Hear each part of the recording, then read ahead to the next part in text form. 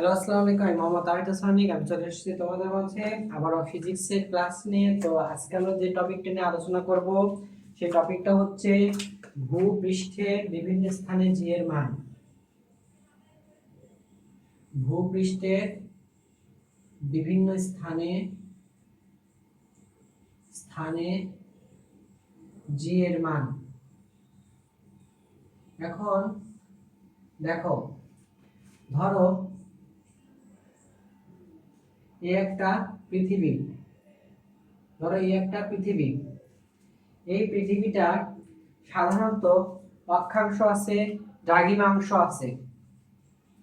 এখন আমরা একটা জিনিস দেখি, ধরো এই যে বিন্দু, এটা হচ্ছে আর, এবং তুমি এদিকে যেটা দেবা সেটাকে আমরা ল্যামডা ধরলাম। এটাকে আমরা কি ধরলাম? ল্যামডা ধরলাম। এই যে যে ব্যাসার্ধ, এটাকে আমরা বড় আর ধরি, ধরলাম। তাহলে আর এটাকে আমরা ধরলাম ছোট আর, এটাকে আমরা ধরলাম কি ছোট আর। এখন দেখো আমরা জানি কোনো না কোনো ঘূর্ণনশীল বস্তুর তার কেন্দ্রের দিকে একটা বল কাজ করে, যেটাকে আমরা বলতে চাচ্ছি কেন্দ্রমুখী বল। সেখানে Fc হবে m v square by r, এখন ভি স্কয়ারকে কি লেখা যায়? রো আর স্কয়ার লেখা যায়। তাহলে m rho r square divided by r, that's means m rho square r লেখা যায়। তাহলে এখান থেকে fc টা কি লেখা গেল? m rho square r। এবার এখান থেকে আমি লিখতে পারি r ইজ ইকুয়াল বড় হাতের r cos ল্যামডা। লব্ধি বলটা কি হবে? দেখো, লব্ধি ওজন, কোন একটা বস্তুর লব্ধি ওজন দাঁড়াবে W ইজ ইকুয়াল, সাধারণত W ইজ ইকুয়াল দাঁড়াবে কি, এখানে W মাইনাস হচ্ছে FC cos আলফা। তাহলে এখানে W মানে mg, FC মানে হচ্ছে m rho square r lambda. তাহলে mg এই যে m রো স্কয়ার এই যে r মানে r cos আলফা। তাহলে ইনটু কি আছে? তাহলে cos r cos alpha, mg minus m rho square cos square alpha. তাই কিন্তু এটা এতটুকু হলো। এখন তুমি এইখান থেকে যে জিনিসটা পাচ্ছো সেটা হচ্ছে, যদি তুমি এখান থেকে কমন না, তাহলে g minus m rho square cos square alpha. তাহলে m তো এখানে থাকবে না, তাহলে রো স্কয়ার, এখানে r আছে, তাহলে r cos স্কয়ার আলফা। তাহলে এটা হচ্ছে সাধারণত আমাদের লব্ধি ওজন, বা এখান থেকে আমরা একটা ফর্মুলা দাঁড় করাইছি। তাই এটা কিন্তু একটা ফর্মুলা। তাহলে এটা একটা কি? এটা একটা ফর্মুলা। এখন এই ফর্মুলাটা বিভিন্ন জায়গায় বিভিন্ন জিনিস হতে পারে। দেখো, ফর্মুলাটা মনে রাখো আর ডেরিভেশনটা তোমরা স্ক্রিপ্ট করে লিখে নাও। এরপরে মেরু অঞ্চলের ক্ষেত্রে কি হবে? মেরু অঞ্চলে দেখো, এখানে লেখা আছে জি এর মান বিভিন্ন। আমরা জানি মেরু অঞ্চলে কেমন, বিষুবীয় অঞ্চলে কেমন, সেটা আমরা বের করতে যাচ্ছি। তাহলে মেরু অঞ্চলে যদি আমি জি প্রাইমটা বের করি, এখানে যদি সূত্র তো আমার এইটাই সূত্র। এখান থেকে আমরা জানি এই যে এটা হচ্ছে মেরু অঞ্চল, এটা কি মেরু, আর এটা কি, এটা হলো বিষুবীয়। এই যে মেরু অঞ্চলে কিন্তু r cos স্কয়ার 0, কারণ এখানে কিন্তু আলফার মান কত দাঁড়াচ্ছে? 0 দাঁড়াচ্ছে। তাহলে প্রথমে দাঁড়াচ্ছে কি মেরু অঞ্চলে আলফার মান কত? মেরু অঞ্চলে আলফার মান হচ্ছে 0। সরি, একটা জিনিস হইছে, এটা মেরু নয়, এটা বিষুবীয় অঞ্চল। তাহলে বিষুবীয় অঞ্চলে কি হচ্ছে? বিষুবীয় অঞ্চলে আলফার মান হচ্ছে 0। তাহলে বিষুবীয় অঞ্চলে আলফার মান হবে 0।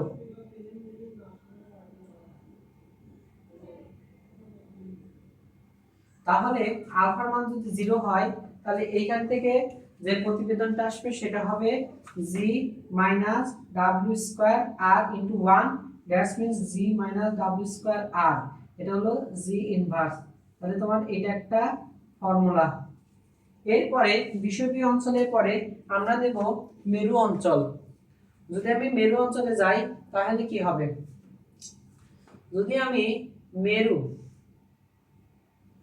মেরু অঞ্চলে যাই তাহলে আমি যে জিনিসটা দেখতে পারবো যে g inverse g minus w square r cos square alpha.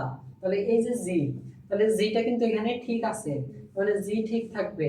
এবং এখানে w square r cos square 90 degree, কারণ এখানে আলফা ইজ ইকুয়াল 90 ডিগ্রি, দেখো এখানে আছে। তাহলে এখানে হবে g, শুধু g হবে, তার মানে এখানে দাঁড়াবে g inverse is equal g। এই জিনিসটা ইম্পর্টেন্ট। তাহলে তোমাকে যদি কোনো কোশ্চেনে বলে কোন স্থানে 1 কেজি ওয়েট চিনি কেনা লাভজনক হবে, তুমি এখান থেকে দেখতে পারছো অ্যানসার হবে বিষুবীয় অঞ্চলে, কারণ এখানে কিন্তু জির মানটা ক্রমান্বয়ে কমতেছে, কারণ এখানে মাইনাস চিহ্ন দেওয়া আছে। তার মানে এটা একটা ভূপৃষ্ঠের বিভিন্ন স্থানে জি এর মান ভিন্ন হয় কেন, এর একটা থিওরিটিক্যাল প্রুফ। এবার আমরা দেখি কোন জিনিসটা নিয়ে আলোচনা করা যায়। এবার আমরা আলোচনা করি কৃত্রিম উপগ্রহ নিয়ে। আচ্ছা, কৃত্রিম উপগ্রহ এটা কিন্তু একটা ইম্পর্টেন্ট টপিক। কৃত্রিম উপগ্রহ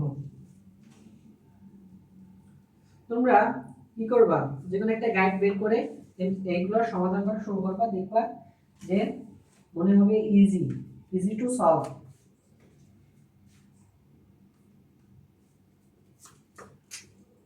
দেখো এই একটা পৃথিবী, আর এই যে এই পথে ধরো এটা একটা পৃথিবী, এটা ধরো আর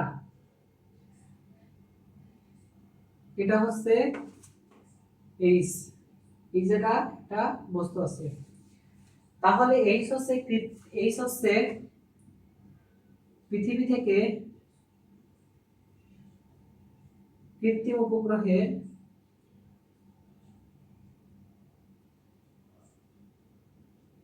দূরত্ব, আর আর হচ্ছে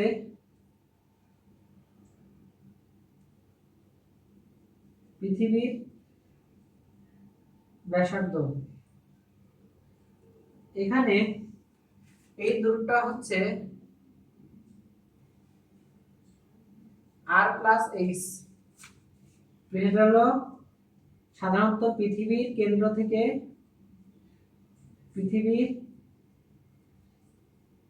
কেন্দ্র থেকে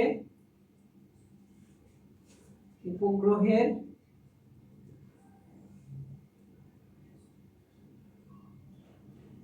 মোট দূরত্ব, এটা হচ্ছে আর প্লাস এইচ।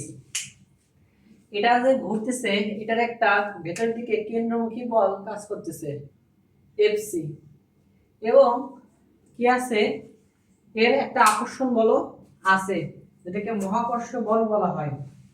তাহলে থিওরি অনুযায়ী আসবে যে কেন্দ্রমুখী বল ইজ ইকুয়াল মহাকর্ষীয় বল।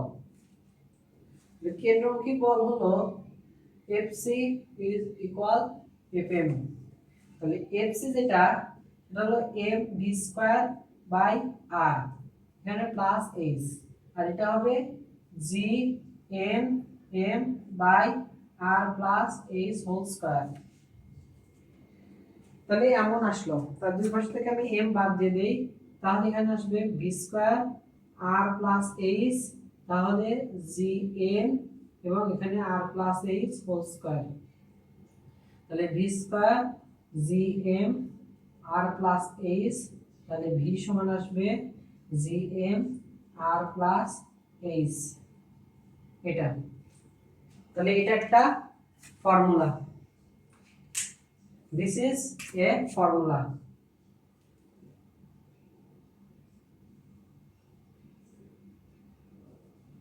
যে কোনো গ্রহকে প্রদক্ষিণ বেগ, উপগ্রহের প্রদক্ষিণ বেগ, এটা হচ্ছে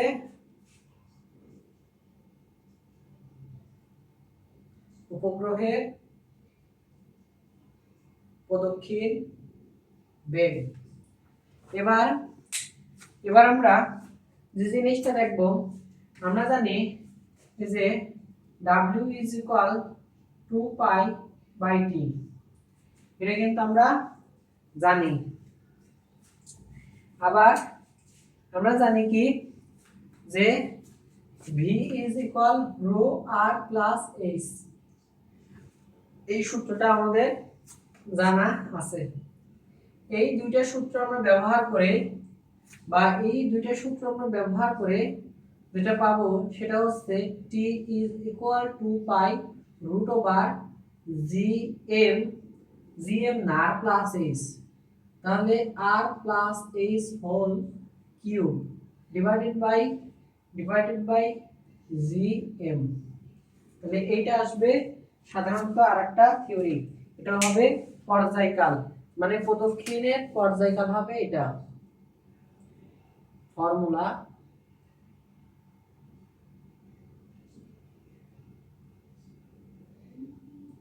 এটা হলো পর্যায়কাল, তো এটা একটা পর্যায়কাল নির্ধারণ করতেছে। মানে এখান থেকে কোশ্চেন আসে এই দুইটাই, যে কোন একটা কৃত্রিম উপগ্রহের প্রদক্ষিণ বেগ কত, আর কোন একটা উপগ্রহ সাধারণত কি করছে, পর্যায়কাল কত। এখন ভূ স্থির কৃত্রিম উপগ্রহ কি, যদি কোন উপগ্রহের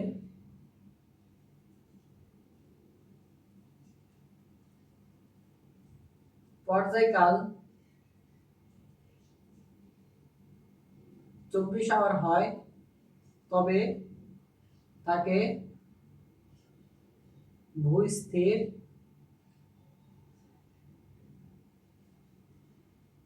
কৃত্রিম উপগ্রহ বলে। তাহলে ভূস্থির কৃত্রিম উপগ্রহ বলে। এবার এখানে থাকতে পারে কি, এই যে ভূস্থির কৃত্রিম উপগ্রহ, এটা বলতে কি বোঝানো হয়েছে, এই যে ভূস্থির কৃত্রিম উপগ্রহ, এটা বলতে কি বোঝানো হয়েছে, এটা মানে বোঝানো হয়েছে পৃথিবী। তার মানে এটা থেকে বোঝাচ্ছে যে ভূস্থির কৃত্রিম উপগ্রহ ইজ ইকুয়াল পৃথিবী, এটা ইম্পর্টেন্ট। এবার আরেকটা থিওরিটিক্যাল জিনিস আছে, এনার্জি অফ এ স্যাটেলাইট, আরেকটা থিওরিটিক্যাল বিষয় আছে, সেটা হলো এনার্জি অফ এ স্যাটেলাইট। তো আশা করছি এটা বুঝছো। এবার এনার্জি অফ এ স্যাটেলাইট এই টপিকটা করলেই আমাদের এই অধ্যায়টা কমপ্লিট। এখন দেখো এখানে লেখা আছে the energy of A satellite, কি লেখা,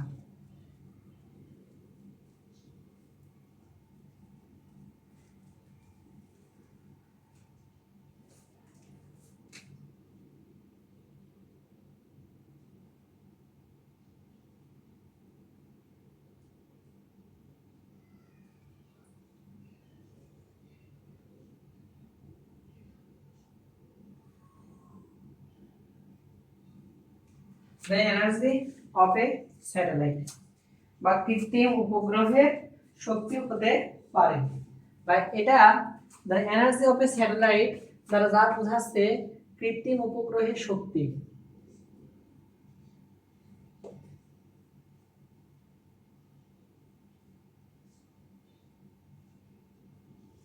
এটা মাথায় রাখবা। এখন দেখো যে কিভাবে কি করা যায়।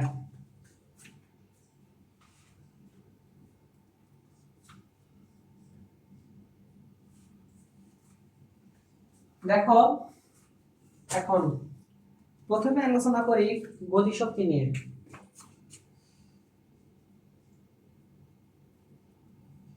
গতিশক্তি কে সূত্র আমরা জানি হাফ এম ভি স্কয়ার। এই হাফ এম ভি স্কয়ারের জায়গায় আমরা পড়ছিলাম কি যে GM divided by R plus s, এরকম GM divided by R plus h. তাহলে সূত্রটা দাঁড়াচ্ছে এমন যে 2 into R plus h g M m. তাহলে এটা হলো গতিশক্তি। তার মানে এখান থেকে যে সূত্রটা আসবে E K is equal to R plus h g M m. এটা একটা ফর্মুলা। নেক্সট ফর্মুলা বিভব শক্তি।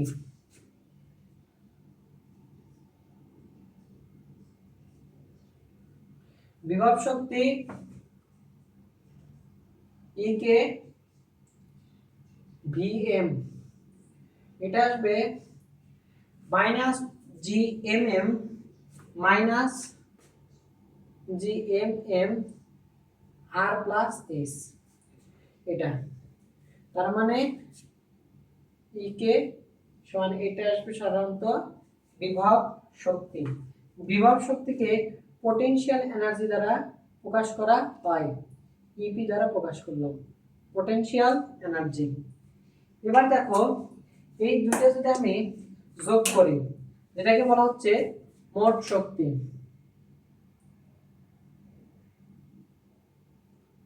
মোট শক্তি কেমন আসে? মোট শক্তি হচ্ছে সাধারণত ইকে প্লাস ইপি।